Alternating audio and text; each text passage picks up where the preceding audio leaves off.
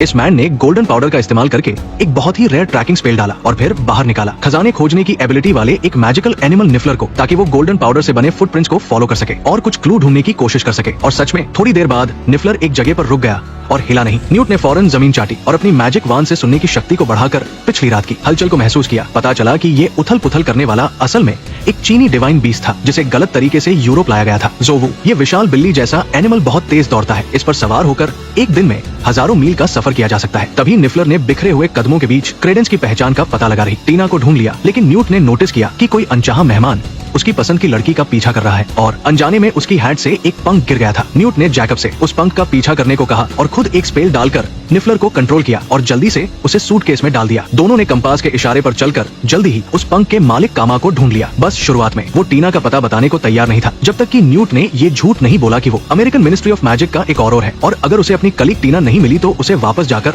Organisation को report करना होगा। कामा तब जाकर उन्हें टीना से मिलाने के लिए तैयार हुआ, पर सोचा नहीं था कि जैसे ही न्यूट और जैकब सीवर में पहुंचे और टीना से मिले, कामा ने अचानक एक स्पेल डालकर उसकी मैजिक वांड छीन ली और सबको एक रूम में लॉक कर दिया और कहा कि जब वो क्रेडेंस का काम तमाम कर देगा तो वापस आकर तीनों को छोड़ देगा। टीना ने उसे अपना मन बदलने के लिए मनाने की कोशिश की, लेकिन कामा ने अचानक अपनी आईज को ढक लिया और बेहोश होकर जमीन पर गिर गया। असल में जब टीना क्रेडेंस को ढूंढ रही थी तो उसकी मुलाकात कामा से हुई। उसने दावा किया कि वो उस ऑब्सक्यूरियल की पहचान के बारे में जानता है, इसीलिए टीना ने सब कुछ सहा और मौके का फायदा उठाकर उससे क्लू निकलवाना चाहा। न्यूट आगे बढ़कर कामा को जगाने की तैयारी कर रहा था कि तभी ऊपर से दहाड़ने की आवाजें आने लगी। उसने अंदाजा लगाया कि ये शानाई चिंग का डिवाइन बीस्ट जोवू होना चाहिए, जो वहाँ उथल पुथल मचा रहा है। इसलिए उसने फौरन पहले ऊपर जाकर उस मैजिकल एनिमल को काबू करने का फैसला किया। जैकब ने पहली बार ऐसा खूंखार जानवर देखा था और उसे अपनी ताकत से ज्यादा काम न करने की सलाह दी, पर न्यूट ने अपने सूटकेस से एक कमाल की जादुई चीज निकाली। जोवू ने उस कैट टीजर टॉय को देखते ही विरोध करने की अपनी क्षमता खो दी और अनजाने में ही न्यूट के हाथों के इशारों पर इधर उधर हिलने लगा। लोगों का ध्यान खींचने से बचने के लिए न्यूट ने डंबलडोर का दिया हुआ एड्रेस निकाला और अपैरिशन स्पेल का इस्तेमाल करके अल्केमिस्ट निकोलस फ्लेमेल से मिलने चला गया। एक ठिकाना मिल जाने के बाद न्यूट ने सूटकेस के अंदर जोवू को पालतू बनाने का काम शुरू किया। उसने पहले पूरी तरह से दोस्ती का रवैया दिखाया ताकि जोवू को एहसास हो कि उससे कोई खतरा नहीं है। जब न्यूट जोवू का भरोसा जीत रहा था, उसका भरोसा जीतने के बाद उसने एक स्पेल डालकर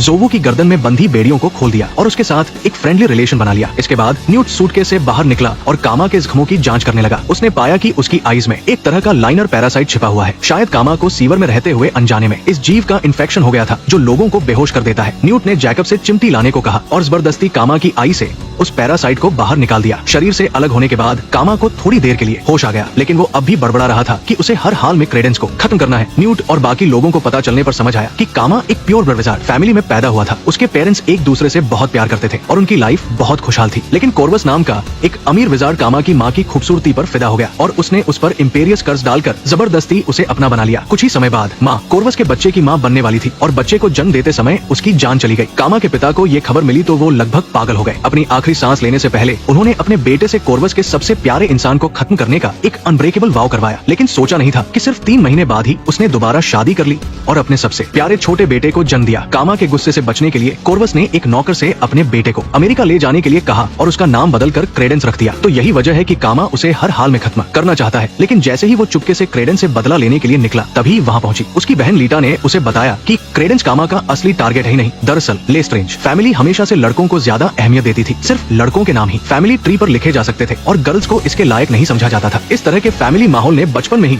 लीटा के मन में जलन के बीज बो दिए थे। ऊपर से जब उसके पिता ने उन्हें पीछा करने वालों से बचने के लिए जहाज पर भेजा तो छोटा कोर्वस हमेशा रोता रहता था। इसलिए लीटा ने अपने भाई को उठाकर बगल वाले केबिन में रख दिया और एक ज्यादा शांत बेबी को उठा लिया ताकि उसे थोड़ी देर की शांति मिल सके। पर सोचा नहीं था कि जैसे ही वो केबिन से बाहर निकली, इरमा जल्दी में उन्हें खींचकर लाइफ बोट पर ले गई। इसके बाद बड़ा जहाज समुद्र में डूब गया। छोटा कोर्वस और उस अजनबी बेबी की माँ दोनों की समुद्र में जान चली गई, जबकि क्रेडेंस किस्मत से बच गया। शायद उसकी असली पहचान के बारे में सिर्फ ग्रिंडलवाल ही जानता होगा, वरना वो डार्क लॉर्ड भी क्रेडेंस की इतनी परवाह नहीं करता।